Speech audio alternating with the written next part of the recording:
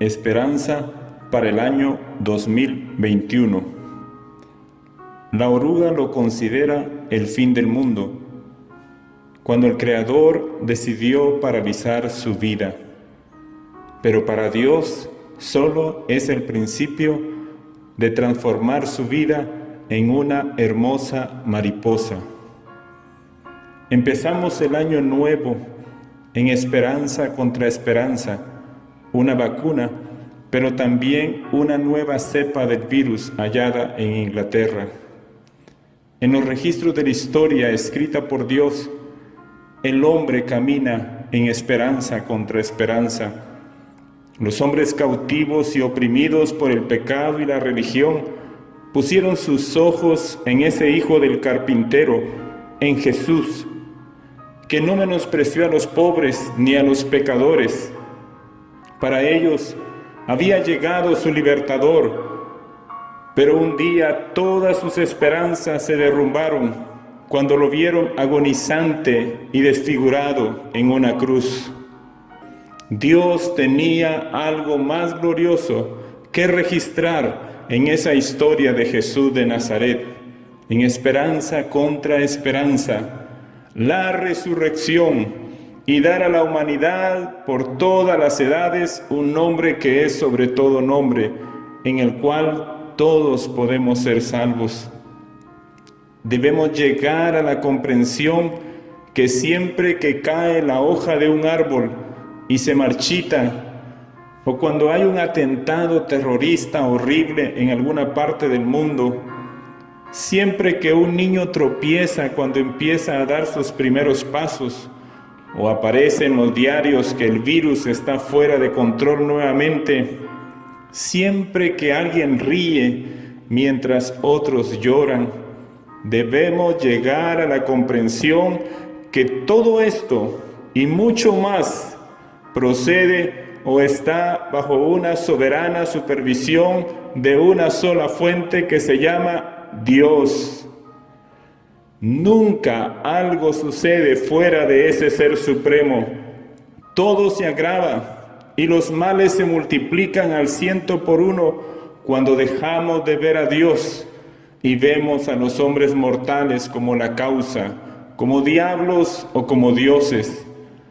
Escuchen, amados, muy pocas veces en la historia y en la vida de cada ser humano, el eterno Dios guarda silencio o está lejano. Todo lo contrario, Él lo llena todo, y sus oídos y su voz siempre están presentes en cada evento del ser humano, en cada evento de nuestra vida. Nuestra tarea no imposible es reconocerlo, percibir su santa y amorosa presencia y sobre todo escuchar su voz. El mal no es la enfermedad, el mal no son los perversos, el mal es cuando no lo percibimos a Él y no escuchamos su voz. Dice en el Antiguo Testamento que Dios trajo males a una nación. Dice allí: mas Jehová hirió a Faraón y a su casa con grandes plagas.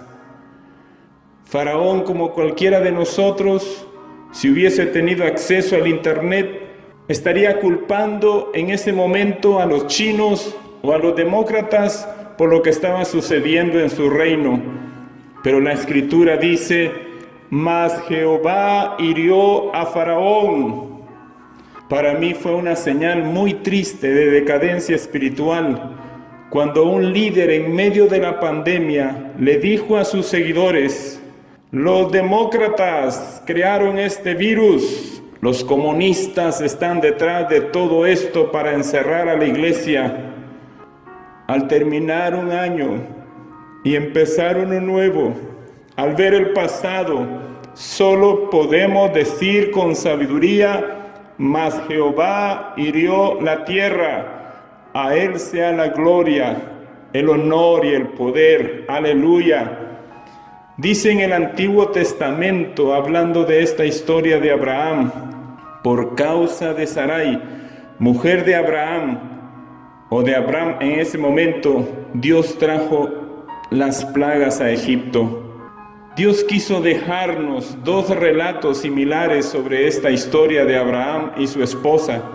Nuevamente esta historia se repite más adelante en el Génesis y la conclusión es la misma, porque Jehová había cerrado completamente toda matriz de la casa de Abimelech a causa, nuevamente, de Sara, mujer de Abraham. Una cosa llama poderosamente la atención, y seguramente cada uno de ustedes también lo pudo notar. Por causa de una mujer, plagas, juicios, esterilidad y muerte vino a esas naciones. Sería exagerado decir, no solo a la luz de estos relatos, sino de la historia misma, que las causas de las tragedias, pestes y muertes es una mujer. Esta es la historia de generación en generación y la causa de todos los males sobre la tierra, una mujer. Pero no una mujer cualquiera, sino una que es amada y escogida por su Dios, a la cual Él ha querido llamar su iglesia, su pueblo. Al final de la historia y en el último libro de la Biblia, vuelve a aparecer por casualidad una mujer, por si nos queda alguna duda, y allí aparecen nuevamente guerras y grandes conflictos. La historia de Dios es la historia. Lo que Él decide relatarnos es la historia, es su historia. Y dentro de su historia, ese pueblo, esa mujer, es la causa de guerras, juicios y grandes conflictos. Es como si la historia de Dios se redujera a un amante escribiendo su relación de amor con esa mujer. Podemos leer toda la Biblia y nos daremos cuenta que todo gira alrededor de esa historia y de ese amor. Dios no habla de conquistas, de reinos, de descubrimientos, de grandes pensadores o filósofos. Dios no habla de la prehistoria y cosas por el estilo. Dios, al escribir su historia, solo nos relata de su amor por esa mujer. Génesis empieza relatándonos la historia de una pareja, Adán y Eva. Esto es el principio, pero quizás todos los eventos humanos siempre han girado alrededor de Adán y Eva, de ese esposo y amante perfecto y su esposa, de Cristo y su iglesia o su pueblo. Y al verlo de esta manera, la historia de Dios, quedamos enmudecidos al ver a ese amante perfecto que le ha dado todo y la ha amado con un amor completo, con un amor intenso y sin faltar nada de cuidado y ternura. Nos sorprende, eso sí, que a esa mujer teniéndolo todo, viviendo en el amor perfecto y pleno, ella se aleja continuamente de su amado y va tras otros amores una y otra vez a lo largo de esa historia de amor. Pero lo que nos enmudece es que ese amor de Él por ella no tiene límites, no tiene límites, no se cansa y no desfallece. Él la sustenta, la cuida, la busca, la espera, llora con ella y sufre con ella. Pero lo más sorprendente es cuando Él hace un sacrificio supremo y lo entrega todo por ese amor, dando aún su propia vida. Se hizo pobre, se hizo siervo, se hizo necio. Fue visto entre los malhechores, se alejó de la casa de su padre, perdió toda su posición y gloria y llegó a los lugares más bajos que un ser pudiera llegar, tomando de su esposa todas sus maldiciones, pagando todas sus deudas, sanando todas sus heridas y limpiándola de todas sus inmundicias, consolándola en todas sus tristezas, en todas sus desolaciones y conflictos. Él es un hijo de un rey. Él es el ser más sabio y poderoso. Todo es suyo, todo le pertenece. Pero ha guardado silencio y no ha querido revelar a ella toda su hermosura y gloria.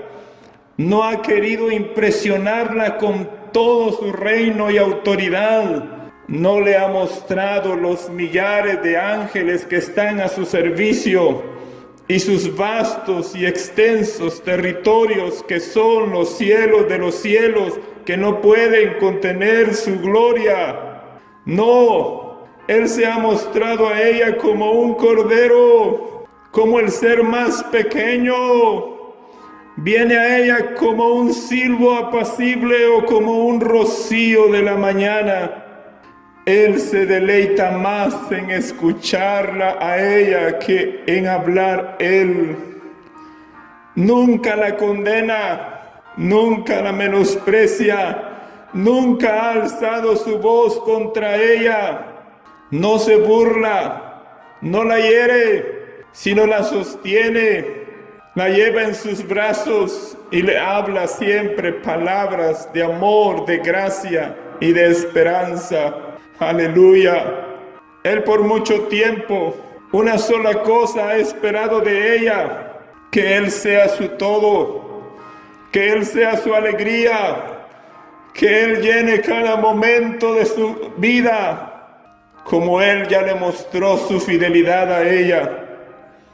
Que no haya otros amores en su corazón, que no haya cosas, metas o relaciones que estorben esa relación.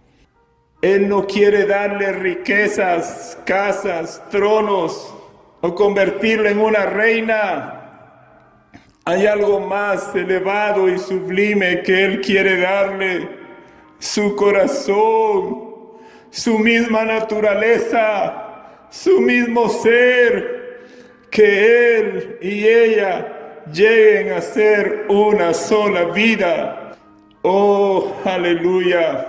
Es por eso que un amigo del esposo que le conoció a él, que le contempló, que sabe quién es Él, le escribe a esa mujer y le clama: oh Gálatas insensatos, estoy maravillado de que tan pronto os hayáis alejado del que os llamó por la gracia de Cristo para seguir un evangelio diferente.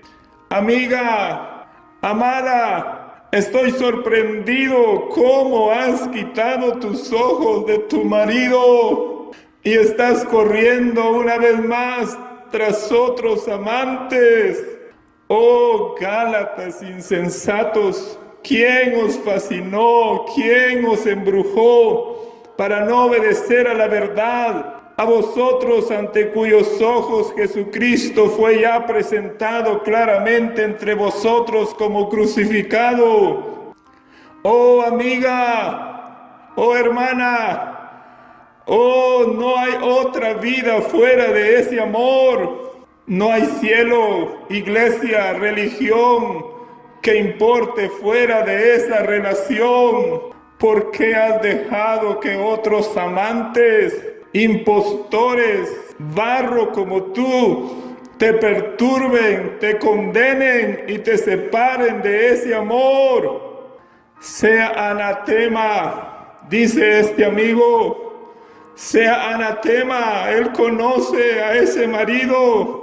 Él sabe que Él es el Rey de Reyes y Señor de Señores, pero sabe que es el manantial de la vida, el pan vivo. Y por eso Él se atreve a decir: sea anatema aquel que te imponga cargas que tu marido no te ha puesto. mandamientos que nunca han salido de su corazón, sometimiento y esclavitud, cuando Él ya pagó por tu libertad. Sea anatema aquel que te separa de esa visión, de esa mirada, de ese deleite de contemplarlo a Él, llenando cada parte de tu ser. Sea anatema aquel que te ofrece migajas, espejitos, ilusiones vanas. Oh, sea anatema aquel que roba tu atención del único amor que importa en esta vida, que es Cristo Jesús. El apóstol Pablo le dijo a los Gálatas: pues busco ahora el favor de los hombres o el de Dios, o trato de agradar a los hombres, pues si todavía agradara a los hombres, no sería siervo de Cristo. Hermano, ¿qué galardón recibirás en el cielo si tú has dejado tu primer amor? Si el Shema Israel, amarás a tu Dios con todo tu corazón, ha sido sustituido por un evangelio en donde se honra más a las criaturas antes que a su Creador. Romanos dice: la ira de Dios se revela desde el cielo contra toda impiedad e injusticia de los hombres que detienen con injusticia la verdad. La ira de Dios no es hacia un mundo pecador, no es hacia un mundo enfermo y confundido, sino la ira de Dios es contra aquellos que cambiaron la gloria del Dios incorruptible en semejanza de imagen de hombre corruptible. La ira de Dios es contra aquellos que cambiaron la verdad de Dios por la mentira, honrando y dando culto a las criaturas antes que al Creador. La ira de Dios es la manifestación de su celo, y su celo contra todo aquello que se interponga entre Él y su amada iglesia. Pastor, doctrina, denominaciones, ritos, activismo, todo eso es noble, pero está siendo hoy en día el mayor estorbo para ganar a Cristo Jesús. Las raíces equivocadas son cuando el judaísmo o cristianismo se separa de Cristo, de la fuente eterna de la salvación, por un evangelio terrenal. El evangelio verdadero siempre, siempre, siempre será Jesucristo. Zwinglio fue nombrado presbítero del pueblo en Zurich, Suiza, en 1518. Sus responsabilidades principalmente eran recaudar dinero y atender a los principales, en un tiempo en que la iglesia ya se había separado de su cabeza, de su marido, de su rey, ya se había corrompido. Zwinglio tuvo una renovación espiritual después de que la tercera parte de los habitantes de Zurich murieran a causa de una peste en donde aún él había enfermado gravemente. ¡Qué ánimo! Pensar que un reformador estaba siendo levantado en medio de una pandemia. Oh, amado hermano, no es tiempo de alimentarse de teorías conspirativas, sino que es tiempo de volverse a la fuente de agua viva. En medio de esta crisis, el Señor una vez más levantará sus manantiales de agua viva. Es tiempo de ayunar, pero no de comida solamente, sino de teorías conspirativas. Recuerdo cuando un líder se despidió de su congregación diciendo: la venida del Señor ya es ahora. Dejó a su congregación y se fue a vivir a otro lado. Tiempo después volvió haciendo un gran reajuste a su doctrina. Hace poco, al oír de la vacuna, él volvió a despedirse de sus seguidores diciendo: quizás no vuelva a verlos, por toda esa conspiración de lo que puede producir la vacuna. Pero en esta hora, el Espíritu de Dios se puede mover una vez más, como en el principio, sobre la tierra desordenada y vacía. Cuando Zwinglio fue presionado a ser leal a la iglesia, se levantó él como un reformador, afirmando: la vida de Jesús ha estado demasiado oculta al pueblo. A la gloria de Dios, a la alabanza de su único Hijo y a la salvación de las almas, es a lo que consagraré mi ministerio. Es a Jesucristo a quien deseo conducirlos. Es a Jesucristo a quien deseo conducirlos. A Jesucristo, verdadero manantial de salud. La gente, cuando lo escuchó, dijo: ese es el hombre que nos sacará de la oscuridad. Este es nuestro Moisés que nos libertará de la esclavitud, de la religión. Su mensaje era sencillo, pero profundo. Volvamos a las fuentes. Jesucristo es la única cabeza de la iglesia y su único sacerdote eterno.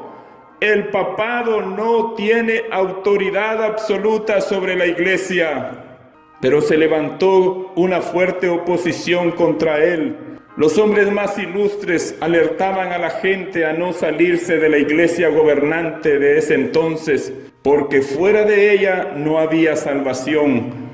Insistían en que si se menospreciaba a la autoridad de la iglesia, vendría como consecuencia una anarquía general.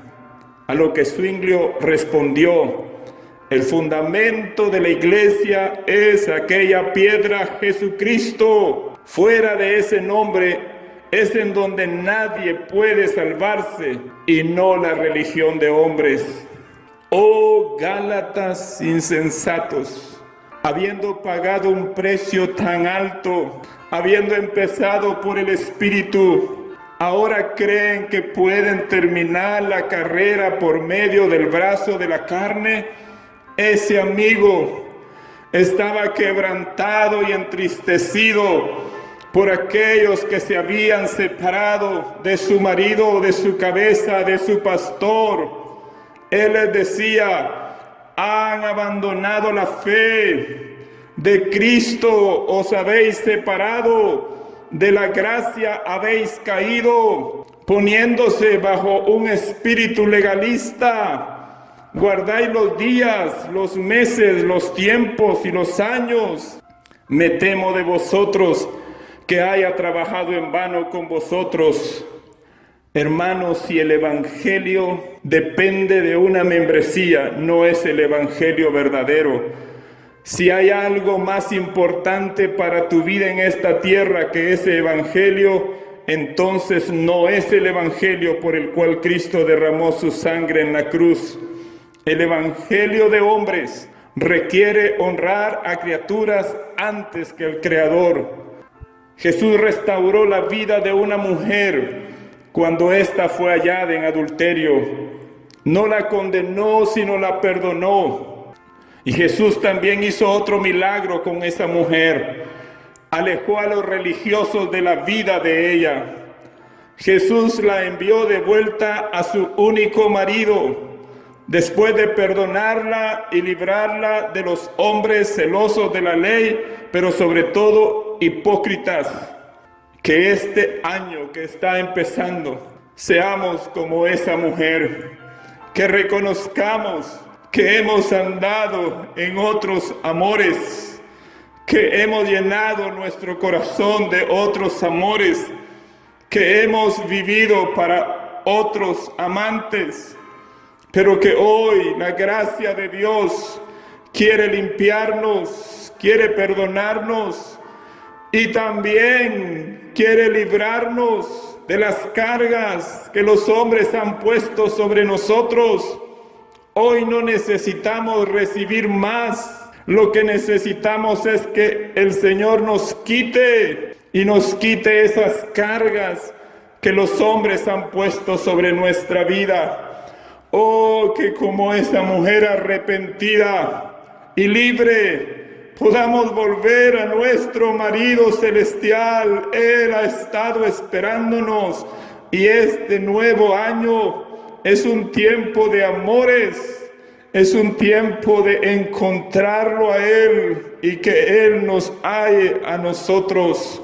La esperanza para este año es que experimentemos a Cristo, que nos enamoremos de Cristo y que Él sea toda nuestra visión, toda nuestra doctrina y todo nuestro evangelio. Que este año volvamos al primer amor, que seamos hallados por nuestro pastor, por nuestra cabeza y por nuestro único marido, que es Jesucristo. Aleluya. Gracias, oh Dios. Gracias, Señor. Gracias por esperarnos. Gracias por perdonarnos. Gracias por el precio tan alto y precioso que derramaste en la cruz. Oh, tú eres el amante perfecto. Oh, tú eres, Señor, aquel que nos ha llenado de todo bien. Gracias por todo el sustento. Gracias por todo, Señor, lo que hemos recibido de tu mano.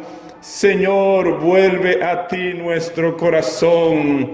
Vuelve a ti, Señor, todo nuestro ser. Aleluya, aleluya.